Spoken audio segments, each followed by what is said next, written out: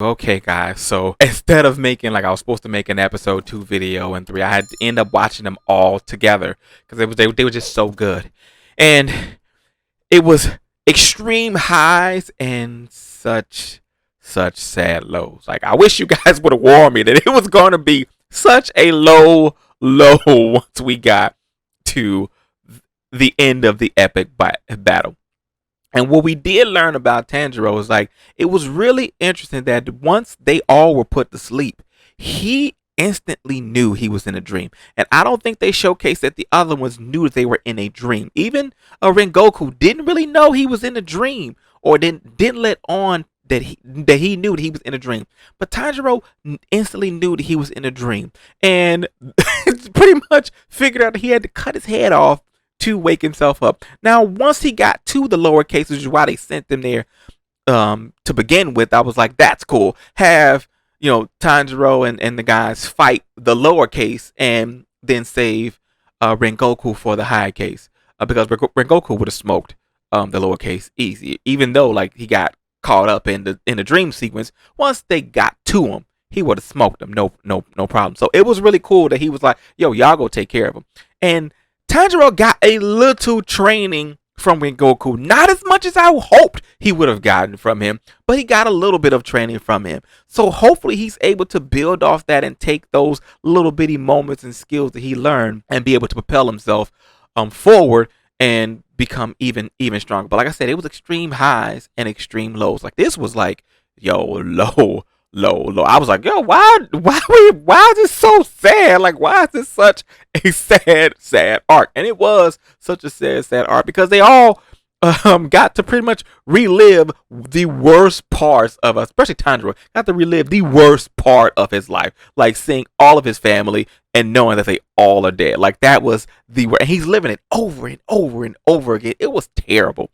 But once they got to the fight and he figured out, how to take out the lowercase, which I like I said, that lowercase was a problem. I was way more of a problem than I thought she was going to be, but she was a problem. She was a problem. She was a nice challenge, one that they almost didn't overcome. But they did. Tanjiro smoked it.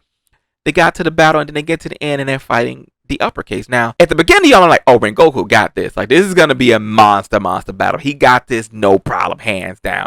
And they're going at it, and then I'm like, oh, my God, he might not have it. Like, he might not have it. Like, this showcased how strong the uppercases are. And the gap between the uppercases and the Hashira. Like, I thought that gap was, like, a little bit smaller. But if it plays out like this, there's a huge gap. Because the Hashira were kind of leading on to, like, Rengoku was one of the best, one of the strongest. And he put a valiant effort, but he got smoked in the end. He got smoked. He got smoked in the worst way, and it was super sad, man. It was sad.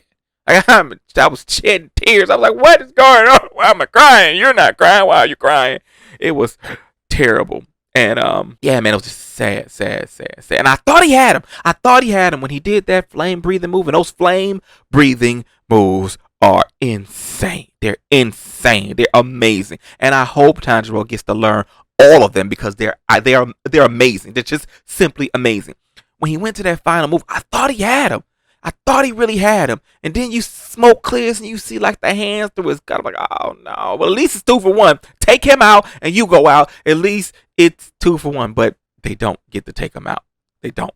And he ends up getting away and barely getting away because I was like, even with a hand in his stomach, he's still able to hold this demon and try to hold him long enough for the sunrise so he can get burned. I was like, oh man, I was hoping, but it didn't happen, man. He got away, and Rengoku goes down, like down. You know when he's dying, he sees his mother. Like it was sad, right? It was sad, but he gets sent off in the right way, and they're all like bawling their eyes out, like bawling, because there was this great moment between Tanjiro and Rengoku where he was like, "Hey, your sister's good with me. Your sister is really good with me. She saved people. She's good with me. You're gonna be amazing. You gotta keep going. I'm dying." He knew it. I'm dying. Like he's like, "No, use that technique you told me to stop. Nah, this is different. I got a hole in my stomach. I'm going, buddy." And they had that great moment. It was nothing but tears, man.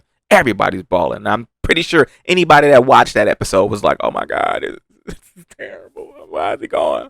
And I don't know, man. I really wanted to see more Rengoku. I get it why he had to go, but I really wanted to see more of him, especially giving him the opportunity to really train Tanjiro. And then when you see in the crow, like what got me was the crow was crying, man. The crow is crying. Everybody's crying, and the crows are crying as they are delivering the message to everyone else that Rengoku is no more. The crow is crying, man. It was just so emotional, right? And if this is how it's gonna be, I'm just, man, I don't know how I'm gonna handle this emotionally because it's just this emotional roller coaster up and down, up and down. It was crazy, but it was amazing, man. It was amazing. It was amazing.